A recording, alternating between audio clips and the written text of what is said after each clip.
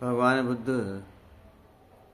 को नाना प्रकार के नाम से वर्तमान समय में जाना जाता है। भगवान बुद्ध को शाक्य मुनि के नाम से भी जाना जाता है, ऐसा बुक्सों में देखने को मिलता है।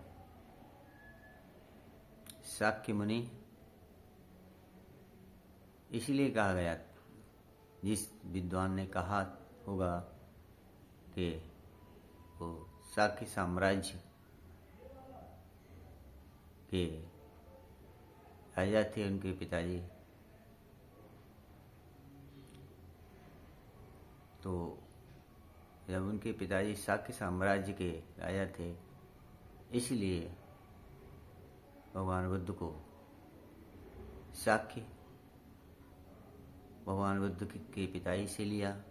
मुनि का मतलब जो मुनि होते साधु संत, वहाँ से उन्होंने मुनि शब्द को लिया होगा। इस दोनों को मिलाकर शाक्य मुनि कह दिया होगा और अपने बुक्स में उसका वर्णन कर दिया।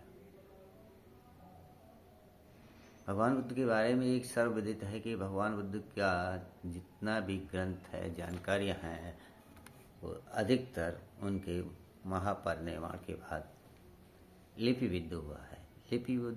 लिपिबद्ध मतलब लिखित में आया है। भगवान बुद्ध के इस ज़माने में भगवान बुद्ध के बारे में या उनके धम्म के बारे में या उनकी शिक्षाओं के बारे में या उनकी देशनाओं के बारे में लिपिबद्ध नहीं था कि मौखिक रूप से भगवान बुद्ध बोलते थे और उनके जो भी भिक्षुगण थे, संघ के जो भी सदस्य थे, उसको कंठस्थ करते थे, याद करते थे और याद रखते थे। बाद में जब उनके महापरिनिर्वाण के बाद उनके जो अनुयायी भिक्षु संघ के सदस्य थे, उन्होंने इसको लिखना ग्रंथों के रूप में चालू किया। निश्चित रूप से काफ़ी लंबे समय बाद ऐसी घटनाएं हुई हैं जिसमें ये कहना कि जो भी लिखा गया होगा वो मतलब सेम वैसा ही होगा जो भगवान बुद्ध ने कहा होगा। उसमें निश्चित रूप से लिखने वालों ने भी कुछ अपनी तरफ से जोड़ने की होगी, कुछ उनसे गलती भी हुई होगी, कुछ जानबूझ के भी, कुछ अनजाने में। शाक्य मुनि के बारे में ये कहना कि वो शाक्य मुनि थे, इस बात को मान लेना नॉर्मल वे में तो कोई बुराई बात नहीं है, लेकिन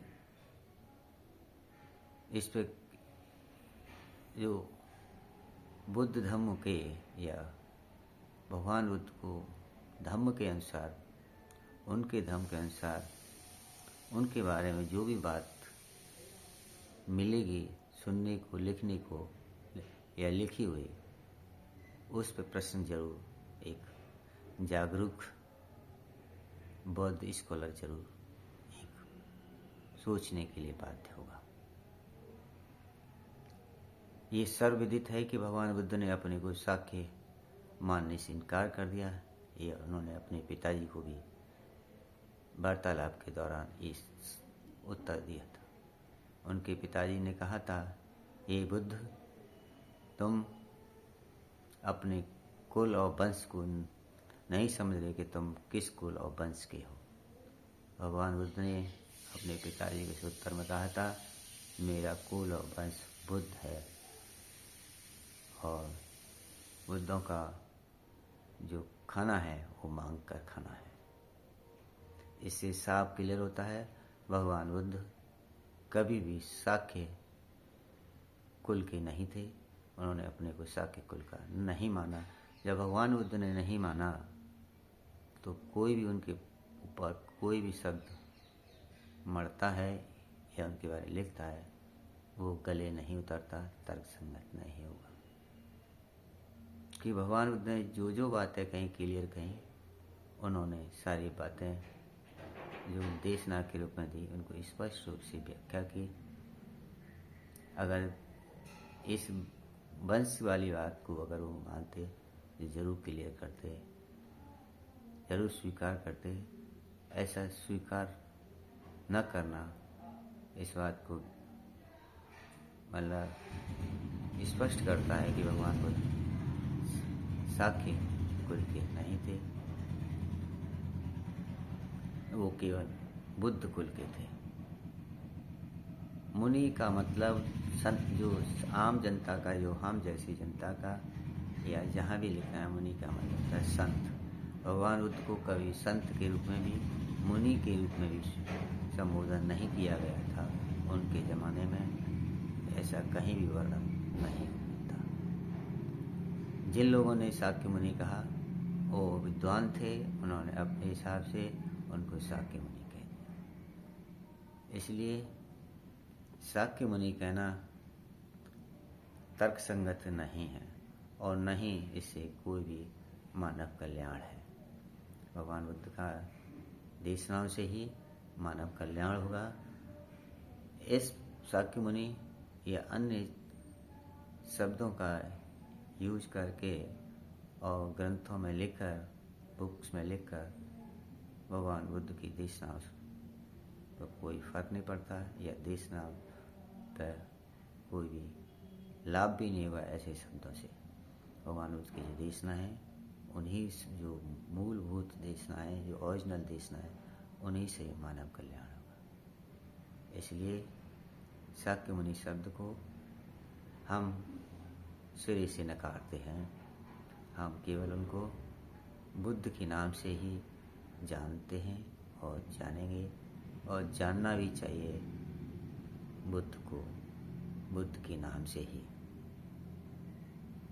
क्योंकि उनका जो उद्देश्य था जीवन में वो केवल मानव कल्याण या मनुष्य के जीवन में दुख था, उसको दुख को दूर करके लोगों को, मानव को सुख प्रदान इसी जीवन में करने का था।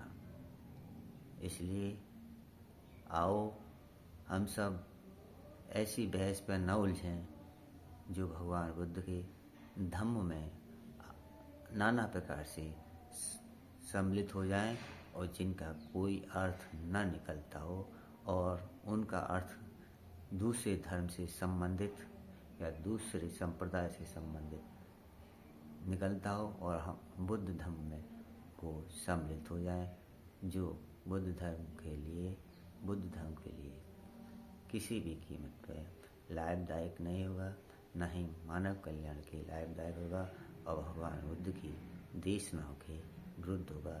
ऐसे हमारी मान्यता है। हम किसी की आलोचना नहीं कर रहे, न किसी की प्रशंसा कर रहे। हमारा तो अपना मत है, अपना विचार व्यक्त कर रहे हैं।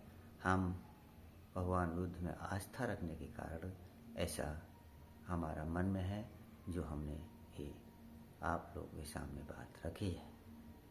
हम किसी की आलोचना नहीं कर रहे, न ही किसी का समर्थन कर रहे। एक तर्कसंगत बात हमारे मन में आई, वो आप लोगों के सामने रखी है। ये भगवान बुद्ध को शाक्य मुनि संबोधन करना या शाक्य मुनि के रूप में कहना वो न्याय तर्कसंगत नहीं है, ये हमारा मानना है। धन्यवाद।